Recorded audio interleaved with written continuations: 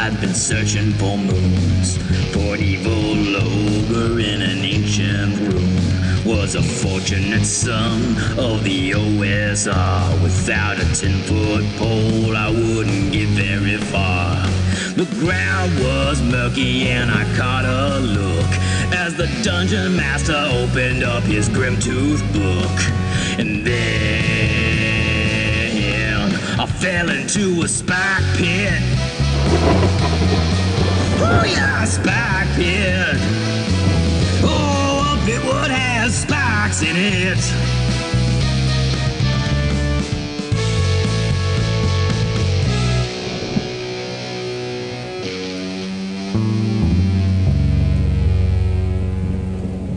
I'm Colin Green, and you are listening to Spike Pit.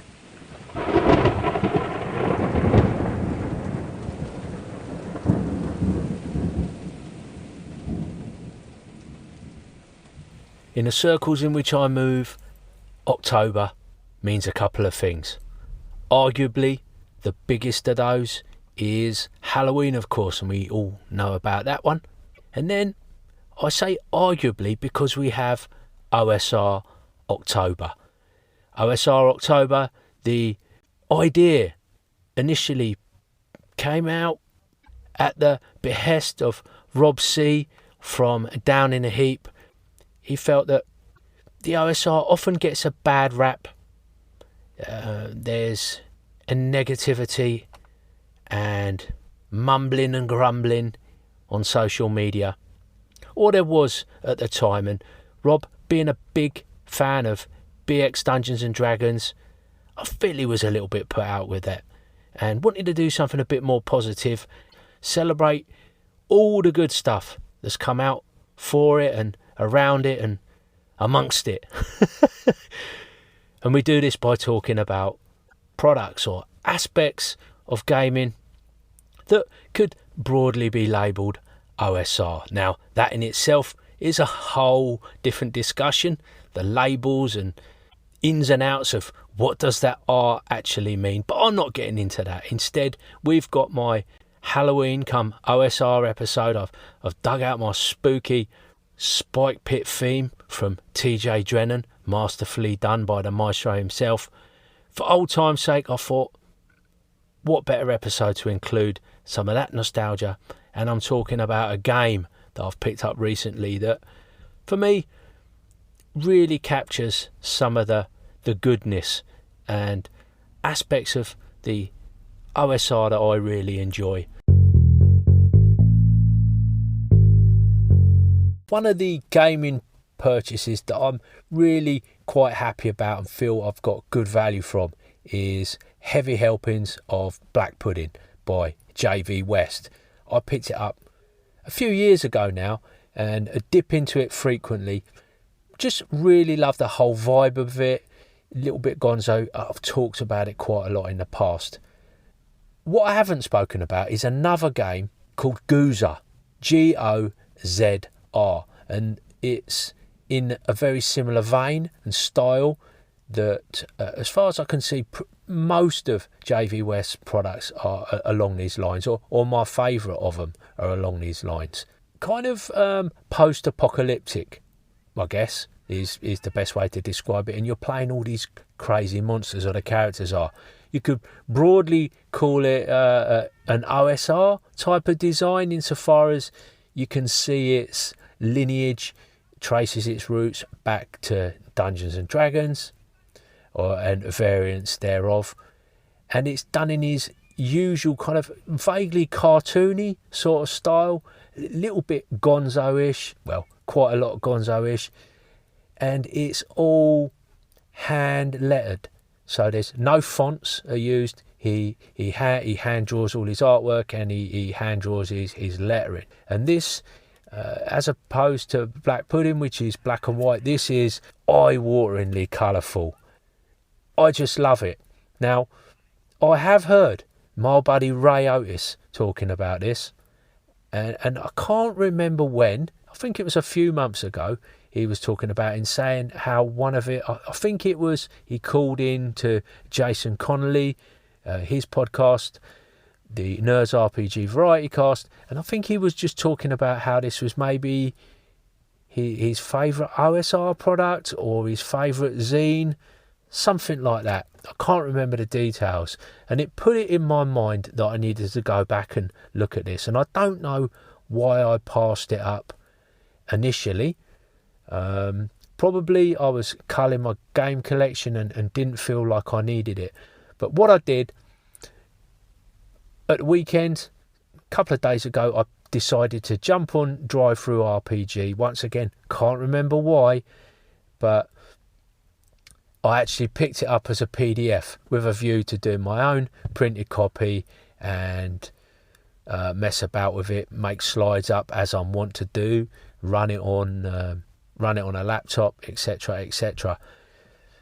When I actually saw it and looked through it, it's easy reading in terms of content. It's mostly random tables, so you can pull out a few of the rules. It's the general kind of rules that we see in a D&D derived game, but you can tell this guy, James, is it James? I think it's James, but anyway, JV West, you can see he's run and played loads of games. He knows what he likes, what he wants to keep in, what he wants to get rid of.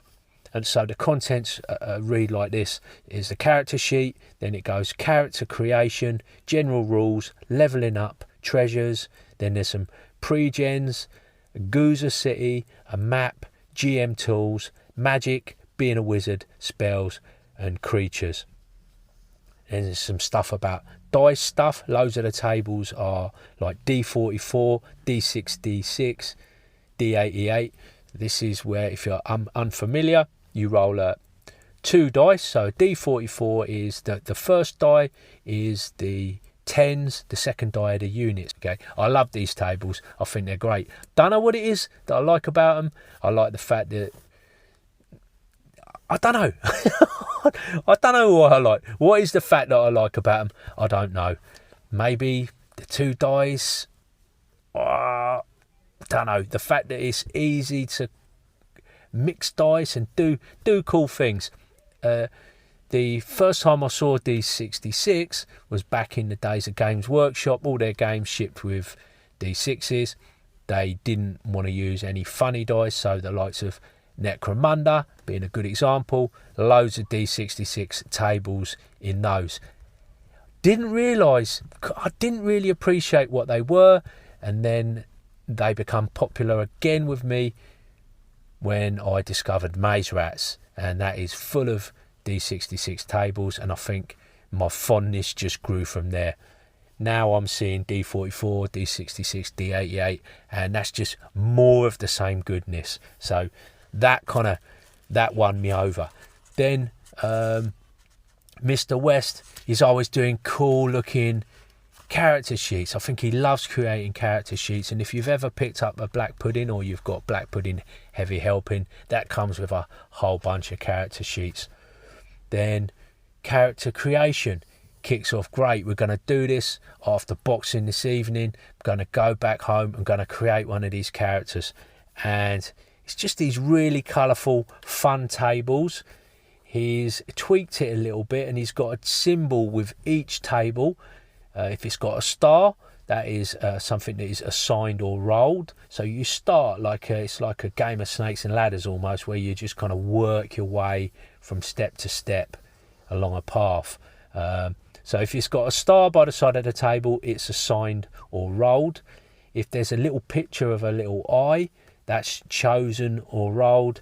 Then there's kind of a reverse crescent shaped moon is optional. And then there's a little skull symbol by tables where it's optional, and there's a high risk or reward. So you just go through following step 1, step 2. So you can follow the stars, all the assigned or rolled ones, and just follow the stars and create a kind of simple character quickly.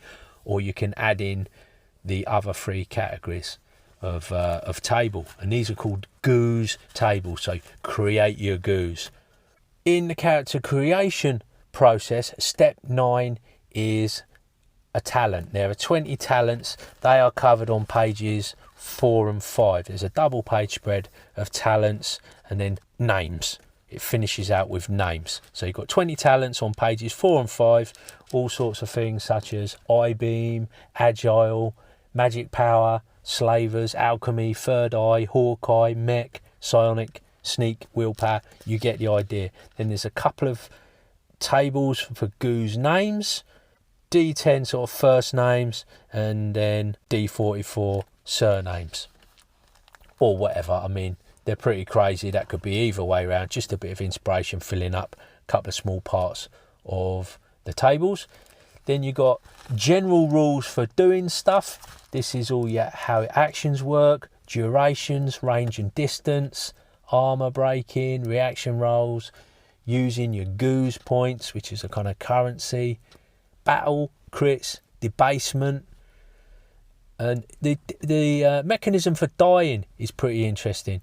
You can, when you get reduced to 0 health, whatever it's called, can't remember now, you can choose death, which is a noble choice, and you make a new GOZR, resulting in the option to pick a boon for your next new GOZR, or you roll on the debasement chart. So you kind of like when you get killed, you're more or less knocked down or taken out of action. Then you roll on debasement and you get these permanent damages, such as being bruised means your prowess goes down, or squished innards means you get D6 hit points, or you become cursed and you describe your debasement. So there's loads of this fun stuff. All damage explodes. How cool is that? Armor can degrade and get broken. You have fumble and grazes. Range and distance is simplified, pretty much like ICRPG. You've got close is striking, nearby is throwing, far away is shooting, and distant is too damn far. Your equipment list is 10 gear slots, and the top 3 on the list are readied. So depending on how you write down your list, that is kind of like, that has a important part in the mechanism of the game. The top 3 are ready. Other stuff takes an action to get out, and those rules are all fitting on 4 pages, and then you've got a page about exploration, dungeoneering rules if you like, and more random tables. Talks about light, whether chests are open or locked, how far things are away, so kind of like encounter distance. Then you've got simple weather, listening and search, and how this is a cunning roll, traps. You know, not any of this is anything that you're going to struggle with or is super weird, but it's just really simple, to the point. It's kind of seems to have everything you want and not too much of the stuff you don't want, and it's all heaped on with fun. And you know, what I should say is the fun is heaped on. I can see it being pretty crazy, but pretty imaginative and inspirational stuff. Then you've got your treasures, leveling up. Treasure, you've got hard cash, frivolous junk, a strange item, weird weapon, odd armor, or super tech. There's a list of D10 gems and some gen values. D66 page of strange items, a D66 page of weird weapons, pop guns, pole hooks, tiger mouth, poleaxe, spring shot, defecators, fire breathing fist, kick boots, cosmic bow. Then you've got a page of odd armor, a page of tech, hydra, rat skin, eagle eye, mouth muckler, glass helm, monster book, portable door, folding wings, everlight, all that stuff. And then a little table at the bottom. The device died. Can I wizard it back? So this is magically trying to fix stuff. I notice a lot of these gadgets have very limited kind of ammo or charges, and this is, you know, how can you use your whiz to get stuff back in working order. And we've got some pre-gen characters, GOZR bling, and then a whole double page spread on GOZR City, all the different places, and as you can imagine, random tables to bring life and character to this last beacon of civilization and first bastion of GOZR ascendancy. Then another couple of pages, people you might see in GOZR City, getting around, rules of the street. Then a map that takes in GOZR City and some of the surrounding area, like the Ghost Dunes, the Winds, Mountains of the Sun, Dead City and Big Muddle, and there's a big river goes through it. D6 encounter tables, so each place mentioned on the map has got a simple D6 table, once again characterful.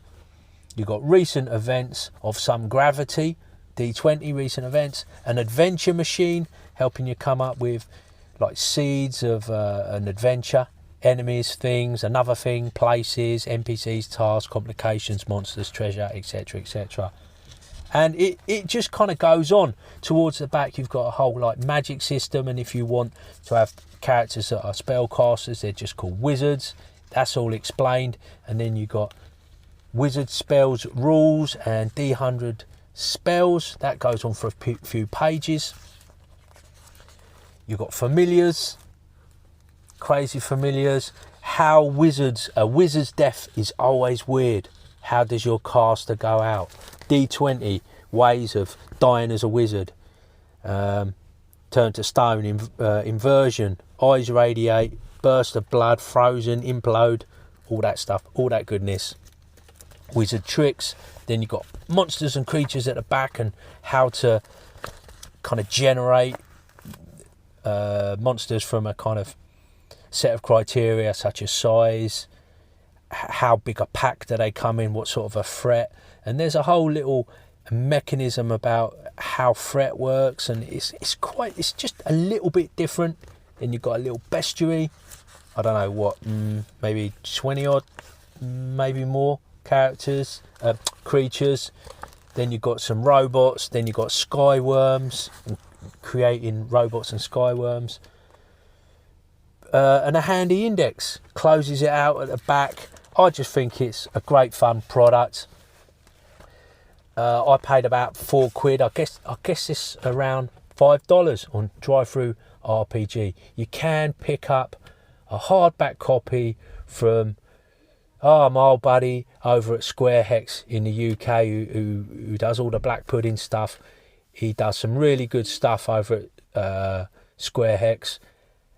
And I noticed that I'm going to be picking up some more Black Puddings because there's edition 5, 6 and 7 have come out. That's gone totally under my radar, and I'm going to be sure to pick them up. I love that stuff. Just so much fun. Love it. Absolutely love it. So I've got to say a big thanks to Ray Otis for jogging my memory on it a little while back, and Jason for including it in his show. Cheers, guys.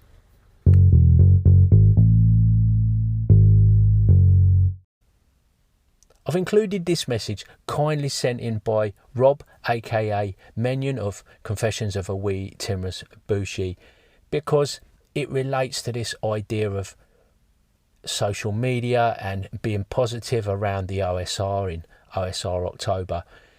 That sentiment was born out of a frustration, I believe, that Rob C felt in the way that people were discussing the OSR. It was close to his heart, and I can understand why he could be frustrated by that. But in the grand scheme of things, it can get a lot more serious and sinister. And if we don't use social media and the internet for good, there can be some really dire consequences. Hey Colin, this is Robert, also known as Menyon of Confessions of a Wee Timorous Bushi. It's been a long while and great to hear you. I'm trying to catch up on everybody's podcast, and I've been listening to your latest one, The State of Play. You mentioned, I think it was a documentary drama, so I suppose it's kind of fictional fictionalized non-fiction of some kind, something like that. It's a mixture of different things. But you said it was called The Social Dilemma, and if you were interested in that, you probably, maybe already, the British documentary maker Adam Curtis. He made a film called Hypernormalization, which is about the crafting of the modern world, if you like the crafting of ideology. And more recently, he made a number of documentaries, maybe 6 episodes, and each one's about an hour and a half, 2 hours. So that's a lot of film. And it recycles a lot of the ideas from hypernormalization. But this one's called, this series is called Can't Get You Out of My Head. And it ties this kind of these systems of control, which are a joint system produced by the interactions between government, the major government powers in the world, and global corporations, global corporations, and more specifically, he connects these ideas with the use of social media and the internet, and how the internet, which was originally pitched as a kind of utopia, new utopia that would bring us all together, is actually being used as something that would free people, actually, more than simply bring us together, something that would make the world more democratic. It's actually had the opposite effect in many ways, and meant that our actions, our activities can be micromanaged and predicted, even, so that even a large number of what would be called radical political movements in the world are actually predicted, and within the margin of error, that the world operates on. And it's almost conspiracy theory. It's almost the Minority Report type of scenario in some ways, but he presents his ideas very well. Don't know if I agree with everything, but I think in the broad strokes, the broad kind of things that he looks at are worth considering, let's say. I think that's a fair way of looking at it. He certainly ties a lot of unusual things together. So it's worth looking at. A BBC series originally. I'll give the title once more. It's Can't Get You Out of My Head. I Can't Get You Out of My Head, and that's Adam Curtis. Anyway, not sure if that's interesting to you or to your listeners, but thank you so much for the podcast.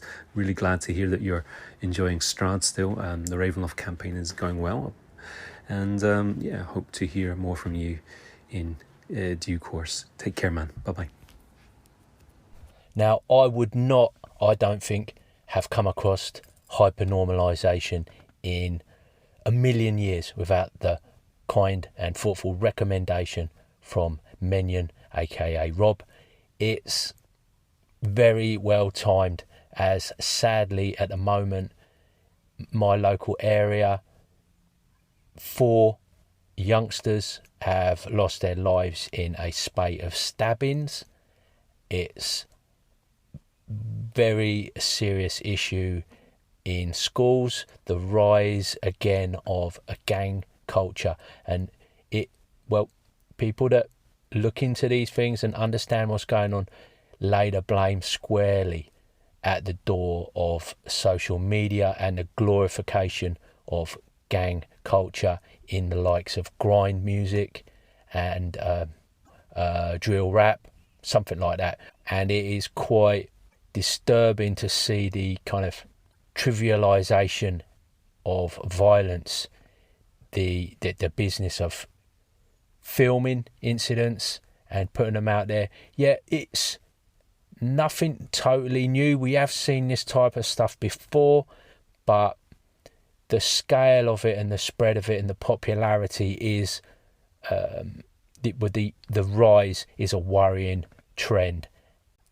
If you watch the film, the documentary, you can trace the kind of story that led us into this, what really need to be calling a predicament. I think there was such high hopes for the internet, and to be fair, hope is not lost, but I think we need to really wise up in the way that we are making use of the technology. Phones and technology are not to be blamed, I don't believe. The way they are being put to use, it is a problem. It probably needs to be a combination of education, vigilance, and time, I guess. Time for these things to settle down, people to realise the danger, and unfortunately, for some of those, the most vulnerable, time is not something that they've got anymore, and it's too late.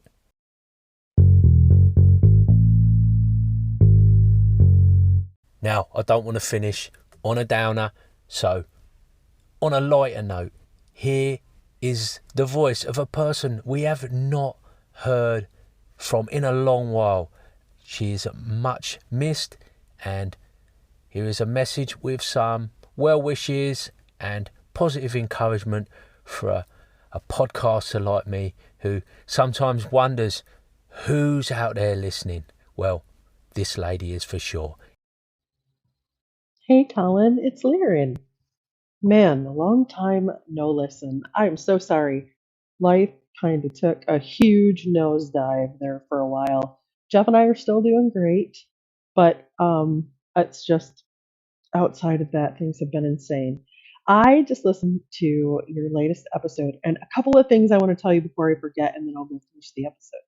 First of all, Jeff got this really cool Android tablet online at a really reasonable price, and you might want to look at that. And the other thing is, oh gosh, what else was it? Oh, that show that you watched, Social Dilemma. Oh my gosh, I wish they would update it too. I love stuff like that, and I desperately wish that they would update some of them because there are some other ones about food that are awesome as well. That art podcast, goodness, that art documentary you mentioned sounds amazing. I'm gonna have to watch that, and I have no doubt Jeff and my son will enjoy it too.